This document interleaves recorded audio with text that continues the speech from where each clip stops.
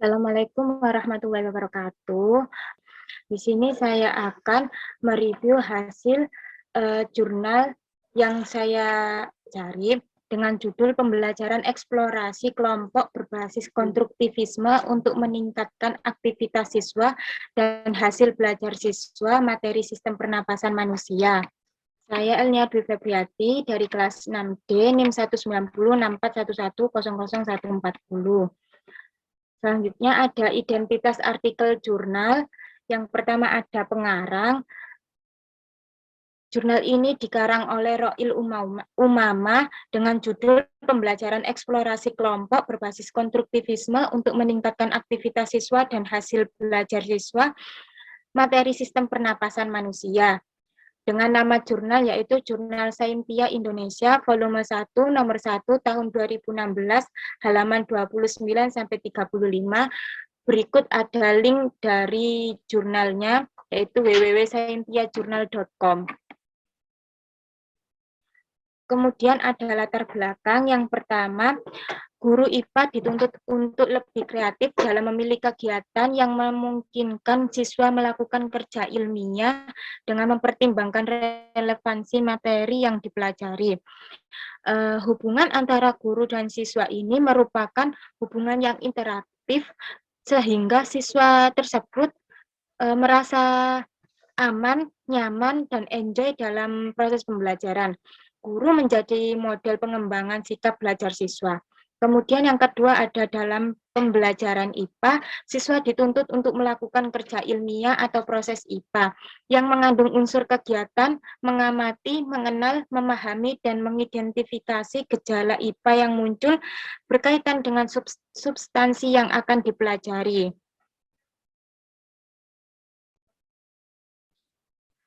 Dalam kemampuan kerja ilmiah siswa ini tidak dapat muncul begitu saja tanpa latihan. Oleh karena itu, seyogyanya siswa itu diberi kesempatan untuk berlatih melakukan kerja ilmiah secara terstruktur. Kemudian yang ketiga ada permasalahan yang muncul seperti guru tidak memberi kesempatan siswa untuk bereksplorasi, masih menerapkan pembelajaran konvensional, dan siswa lebih dominan mendengarkan dan mencatat penjelasan guru. Hasil catatan lapangan dalam 3 kali observasi pembelajaran IPA yang dilakukan dapat dideskripsikan hal-hal yang perlu ditingkatkan, yaitu yang pertama tadi, permasalahannya guru tidak memberi kesempatan siswa untuk bereksplorasi. Guru masih lebih dominan dalam proses pembelajaran dengan banyak menjelaskan dan memberikan informasi tentang fenomena dan konsep-konsep IPA yang dibahas. Kemudian permasalahan yang kedua yaitu masih menerapkan pembelajaran konvensional. Guru belum sepenuhnya memberikan kesempatan kepada siswa untuk melakukan eksplorasi atau penjelajahan ke alam sekitar siswa dalam rangka menunjukkan contoh fenomena IPA atau bahkan membantu menemukan konsep-konsep melalui pengamatan. Siswa juga lebih dominan mendengar dan mencatat penjelasan dari guru. Bentuk respon siswa terhadap pembelajaran yang dikembangkan ini lebih banyak dalam bentuk menyimak informasi guru dengan mencatat apa yang dijelaskan dari gurunya. Kemudian yang keempat ada penerapan pembelajaran eksplorasi, dapat mengembangkan pemikiran siswa, dapat menemukan gejala dan permasalahan atau penerapan proses sains, mengajak siswa bersentuhan dengan alam dan menelaahnya dan menemukan simpulan atau konsep konstruktivisme tentang sesuatu yang dipelajarinya. Nah, nuansa konstruktivisme ini melalui pembelajaran yang muncul pada saat proses pemahaman dan konseptualisasi oleh siswa dengan membangun pengetahuannya bersamaan dengan proses sains yang dilakukan melalui eksplorasi. Kemudian dari latar belakang tadi dapat diambil permasalahan yang dikaji oleh peneliti ini, yaitu dapat dirumuskan Yang pertama ada apakah pembelajaran eksplorasi kelompok berbasis konstruktivisme dapat meningkatkan peran aktif siswa kelas 8 SMP 27 Semarang dalam proses belajar sistem pernafasan manusia. Yang kedua ada apakah pembelajaran eksplorasi kelompok berbasis konstruktivisme dapat meningkatkan pemahaman siswa kelas 8 SMP 27 Semarang tentang konsep-konsep sistem pernapasan manusia.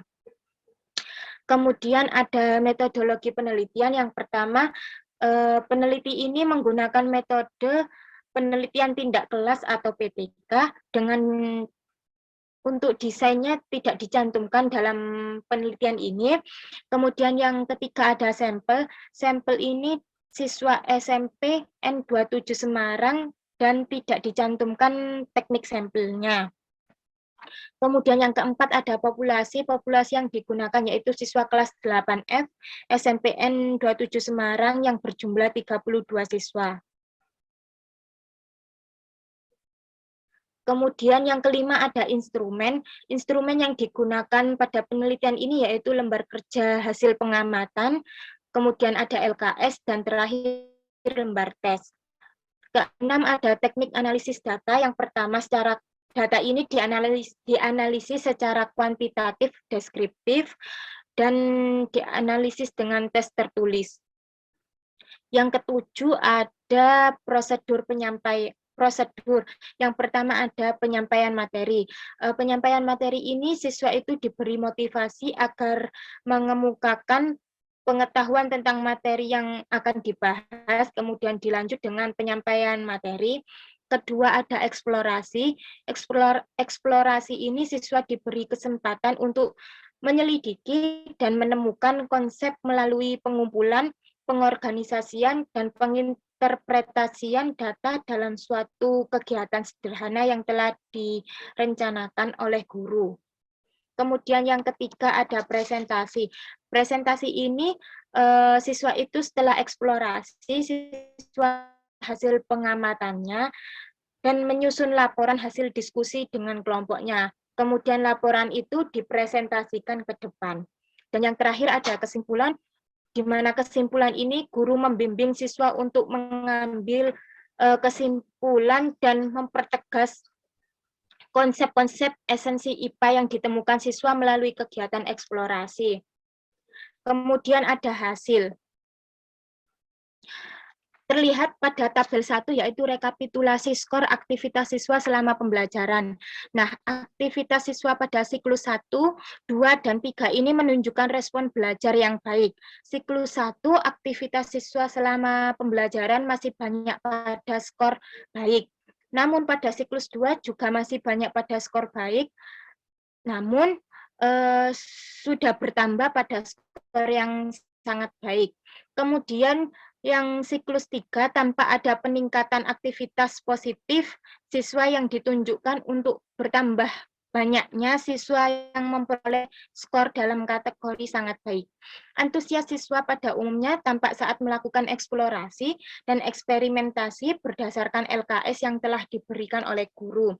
Kemudian pada tabel 2 merupakan tabel perolehan skor hasil tes tertulis. Pada akhir pembelajaran ini dilakukan tes tertulis. Tabel 2 menunjukkan hasil tes tertulis yang dilakukan pada akhir pembelajaran.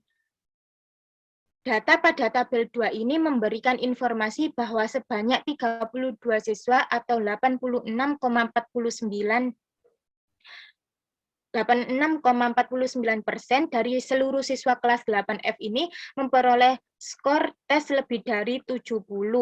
Hal tersebut menunjukkan 32 siswa ini telah memenuhi KKM pada mata pelajaran IPA di SMPN 27 Semarang.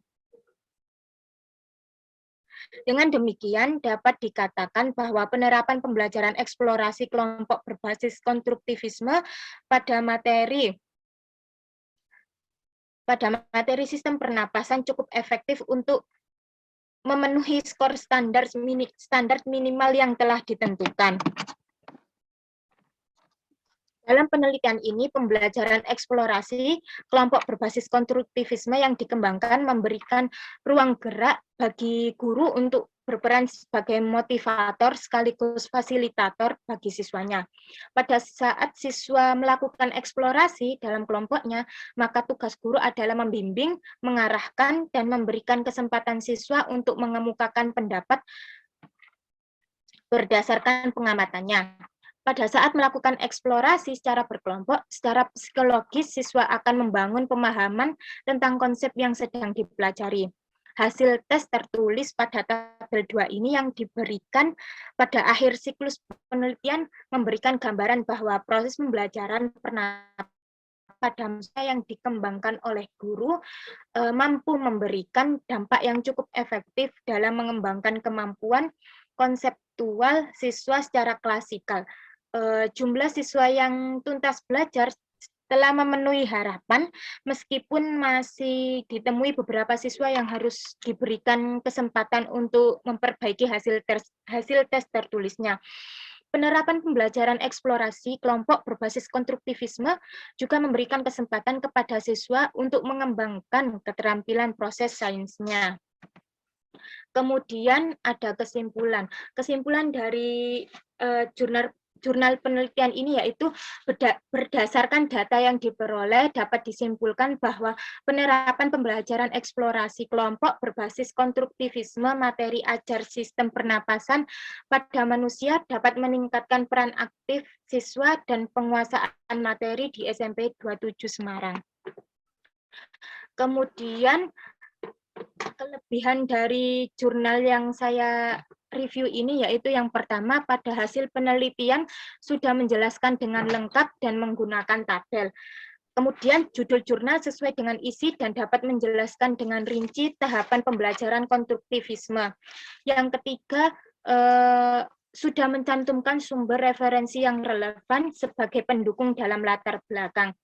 Adapun kelemahan dari jurnal ini yaitu yang pertama, tidak dicantumkan teknik pengambilan sampel, yang kedua tidak di penelitian dan tidak dijelaskan rumus teknik analisis datanya, dan yang ketiga tidak disajikan desain penelitian, dan yang keempat pada metode tidak menjelaskan secara detail jumlah populasi yang diambil, namun di hasil dicantumkan data diambil dari 32 siswa.